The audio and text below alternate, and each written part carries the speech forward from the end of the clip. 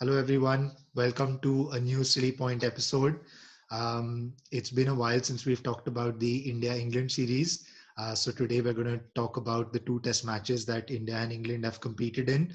Both of them have kind of followed a similar story. But we'll get into more detail about that. And then we will talk about the next two test matches, which are going to take place in the world's biggest cricket stadium. So really looking forward to those two test matches. One of them is going to be a day and night test match. Maybe England have a bit of a advantage there, but we'll come to it and talk about the details of that. I've got Zahid here with me as always. So let's get into it straight away, Zahid. What did you think of the two test matches so far that have happened in Chennai? Chalk and cheese from both teams in one game, and then chalk and cheese for the other team in the other. So before we start, can I just make the point that at the halfway stage, and this is probably the only time I can say that, I am bang out with my prediction of 2-2. So what do you think? You and Jose went for like 4-0 and 3-1 or something. Yeah. So, I mean, if the series ends up being 2-2, then wouldn't Australia qualify for the World Test Championship final? Okay, fine. Yeah, because they cancelled that series against South Africa. Yeah. I think, so India need to win both. Well, no, they need to win one of the two games to make it. They need to win one of the two games. And they need to win one of the two games and not lose the other and game. not lose. Exactly. Yeah. So it has to be either two wins or one win and a draw for India to qualify. Yeah. So if England win the next game, then India are out. Then India are out, basically. Yeah, true. Which is a lot of pressure for India, especially it being a day and night test. It's a new stadium, right? So both teams are on equal footing. But we'll come to that. Let's talk about the key points from the two test matches we've had so far. Yeah. I mean, so there's been a lot of talk about the pitch, especially in the second game. A lot of English experts, have been criticizing the pitch for the way it spun on day one. But that's just the way it is. That's part and parcel of playing in Asia. You play on a green top in New Zealand. You don't say it's a terrible pitch. You play on a damp wicket in England in June, July. It's the same issue with Anderson and Broad swinging around corners. I agree. And I mean, honestly, this was more normal service resumed, what you would have expected. Yeah. Obviously, a fantastic innings by Rohit Sharma in the second game. Yeah. But going back to the first game, England, I think, overperformed. Joe Root, phenomenal. Yeah, but in the second test, they only have themselves to blame. I mean, okay, you can argue that it was their batting in the first innings that lost it. But for me, what was the decision to I know they have this, they want to look after their players and stuff or whatever, but you've won the test match and you've changed your entire bowling lineup for the next game. Yeah. And then you get smashed for 300, 330 on a spinning track on day one, right? So, true. And that really took the game away from them. And then after that, even if they got to 200, 250 in the second innings, they still would have lost because they wouldn't have gotten to chase even 200 on that last day. I mean, for me, I disagree with all these English, they're mainly English pundits who are complaining about the wicket and who are complaining about the toss being a big factor. Yeah, they didn't complain when England batted first in the first game. Yeah, exactly. That's what I'm saying. I mean, the toss was a much bigger factor there because that wicket, right? It didn't spin for 2 days. It was a road, and then as soon as India started batting on the third day, the ball started turning a lot and bouncing a lot and uneven bounce and stuff. So this second test match, I think that was more even, right? The ball was turning from ball one from day one. Right. And I don't think there was much of a difference. Like India ended up scoring 300 in the first innings and 286 in the second. So they weren't humongous scores, if you know what I mean. England, I think, underperformed with the bat. Yeah. They scored 100. Ashwin got 100 on day 4, right? Day 3.5. Day three. So, I mean, they can complain all they want, right? They can say what they want. It's not going to matter. I think the first test match, England, yes, they outperformed. India didn't bowl as well as they would have liked. I think the main difference was the first innings and Joe Root's double 100. So hats off to him. Obviously he had form behind him. He did well in Sri Lanka. He carried that on, and hats off to England to win that first test match.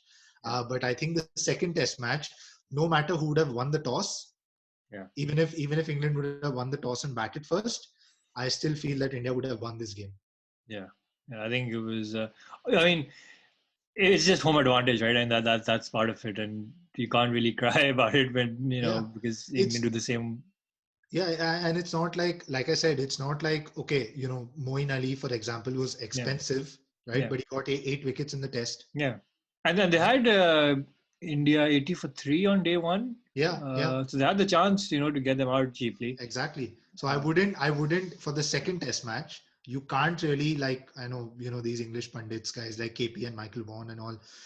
You can't say that it's a win toss win match scenario yeah. because England had it in them to win, Yeah. or to at least put India under a lot more pressure than they did. Yeah. Right? They have the personnel, and they just need to push a little bit harder. Yeah. Um, Coming back to your point about resting players, Yeah. um, I think it's going to be a very common thing going forward, Yeah. like because of the pandemic, because of biosecure bubbles. I mean, Yeah. how long are you going to have these players spend ages and ages in a biosecure bubble? Some of these players don't even get to play. A guy Yeah. like Mark Wood, he's been in a lot of biosecure bubbles, but he hasn't played, Yeah. so that's even more difficult. Yeah. So I do think that there is going to be an element of rotation, even for India, right? Jasprit Bumrah didn't play. Yeah. Yeah. There was an element of rotation there. Yeah. Fair enough. It just didn't quite work out for England. Yeah. I don't think it was because of a lack of ability or skill. Right? They Yeah. had the skill and the ability, but it just didn't work out. It's a Yeah. difficult thing to beat India in India, right? Yeah. That's the end of the story. And so far, I can say that England overall have outperformed. Yeah. I Overall, agree. I agree. yeah, I mean, for them to be 1-1 is they would have taken that, right, at the yeah, beginning of the series, at the start of the series, and especially for now for the two Chennai tests. yeah, for the two Chennai tests. And now looking forward, they've Yeah. got a really good opportunity to Yeah. potentially go 2-1 up, Yeah. right? Because the next test match is in Motera in Ahmedabad. Yeah. That is an absolute new stadium. No international cricket has been played there before. Um, Day so night. it's It's a day night game, and right? it's a day and night game. So it kind of levels the playing field Yeah. when it comes to home advantage for India. The Indian players haven't played on that Yeah. wicket, and it's day and night. England have got more experience than Yeah. India have of playing day and night tests, Yeah. and potentially with Anderson back, Yeah. I you think know, they have a very good chance. moving on to like the next two tests. What do you Yeah. think the changes are going to be for England and India? Um, I think England. I'm not sure if Archer is still fit yet. Yeah, If not sure about Archer. yeah, if he is, then he has to come back. Probably obviously for Ollie Stone, I'd guess, Yeah, and Anderson for Broad. yeah, And obviously Don Best will come in for Moeen Ali. yeah. Um, Johnny Bairstow is going to come back for probably Dan Dan Lawrence. Lawrence. Dan Yeah, Lawrence will miss out. Zach Crawley is not fit yet, is he? Or I'm not sure. I doubt that he's still yeah, fit. but regardless, I think they'll still give Sibley and Burns Yeah, yeah. another chance. Yeah, agreed. I mean, And they've done all right. I mean, Sibley's done pretty well in spite of his weird technique against spin, not so good technique against spin, and defending a lot of balls. He's done well. yeah, So yeah, I think Johnny Bairstow definitely coming into bat at number 3, yeah, and it might be an opportunity for England to play 3 seamers and 1 spinner really, potentially. So they could go down the route of, drop. Obviously, Moeen Ali has now left the squad. yeah, He's gone back home. So they could go down the route of picking Anderson in yeah, place of Broad, Moeen Ali. Stick with Broad, and yeah, then depending on whether Archer is fit or not. If Archer's fit, go with Archer as the third seamer, yeah, or go with Mark Wood as the third yeah. seamer. I don't know. I mean, Joe Root bowled quite a fair bit in the second test, right? In So the he second test, is yeah. a second spin option, but obviously he's not quite Dom Best. But I think it's harsh on Dom Best to drop him anyway. He took 4 wickets in the first game, right? So my opinion, I've made myself Regardless pretty of the clear. quality of the wickets, are always question for him. But I mean, you can't. He's taken 4 wickets. What more do you Yeah, say? I guess it's more about the way that he was bowling. It's not so much Yeah, about the wickets. It's more about the way that he was bowling. And I think he bowled. Did he bowl? How many no balls did he bowl? yeah, 5 or 7 no balls that he bowled in the second innings. The number of yeah, full tosses that he bowled. I think that was more an indication of he wasn't quite right. yeah, So I don't know. I've always felt that Moeen Ali. he deserves to be England's, if not first, then second spinner in the Test team. Well, he took quite a few wickets, so no doubt. But and he got some of the best batsmen out with kind of the best deliveries. That Kohli wicket in the first inning was a classical off spinner's dismissal, right? You wouldn't expect Moeen Ali, especially on day one, but hats off to him. So unfortunate that he's missing out. He can no longer be England's highest wicket taker. There was some wind behind your prediction, though. I mean, after seeing him, he could have been, but see. So England potentially, if they feel like this wicket is not going to turn as much as Chennai, they can potentially go down the route of playing 3 medium pacers with Leach and Stokes and Root to support.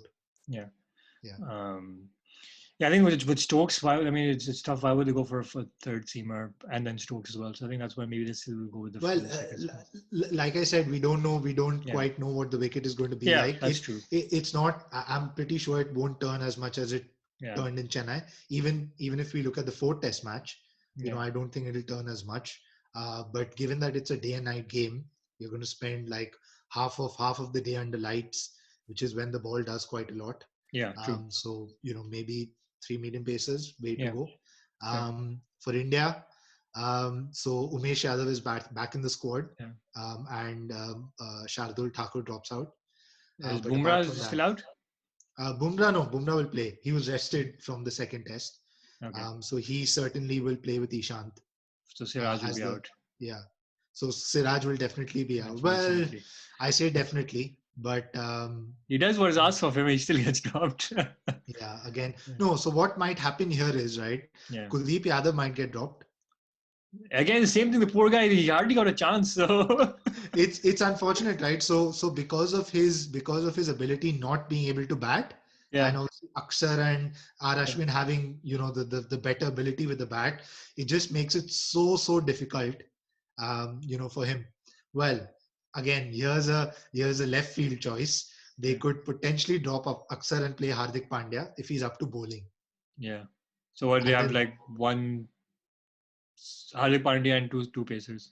Hardik Pandya and 2 pacers and 2 spinners. Yeah. Or then the makeup of the attack is going to be 2 spinners and 3 medium pacers. And one spinner will be Ashwin, one pacer will be Bumrah, and then the rest. Ashwin, Bumrah, and Ishant Sharma are lock-ins. And then I guess the other 2 spots are one, either Akshar Patel or Hardik Pandya. Yeah. And then either Kuldeep Yadav or Mohammad Siraj. Yeah. I mean, it'll be harsh on Akshar as well. As it was harsh on Washington Sundar, who scored 80 something in the first test and he got dropped. Well, it's about the bowling, right? I know. But so it can happen. But again, why would you drop Akshar when he's got 5 wickets and he bowled really well. Well, the same reason why he dropped Washington after he scored 80. So, well, it's about the primary skill set, right? Washington, not necessarily his primary skill set. If he would have scored a 20 and got 5 wickets, that would have been more desirable. So it's a bit of a tough choice, but I think the batting will remain the same. No change in the batting in the top 6. That's fine. It's just tweaking. We cannot moving on. We cannot ignore the series without discussing the umpiring decisions and the DRS referrals, or the process of the DRS. I mean, some of those have been questionable to say the least. Yeah, I agree. Especially that obviously Rehane one, which I agree. I mean, it didn't have much of an impact at the end of the day. Yeah, I think there were 2 big decisions. I think very quick succession. There was the Sharma stumping. Yeah. And then the Rehane caught at short leg. Yeah. Well, at least there was an acknowledgement of it being wrong. Yeah. Because England got back the review. Yeah. So there was an acknowledgement that the umpire made a mistake, and I guess the ICC has to be really clear, right? In these things, they need to make it clear that if you're reviewing it, then please just watch everything until the ball is dead. Or like, I mean, again, I'm not sure how like this is, but the captain has reviewed it, right? So they should give him the right to ask the umpire, "This is what I'm reviewing for." Yeah. And you could see it on the camera. Joe Root was showing his wrist to the umpire that That's what I want to check, and they never check that. I mean, And but when even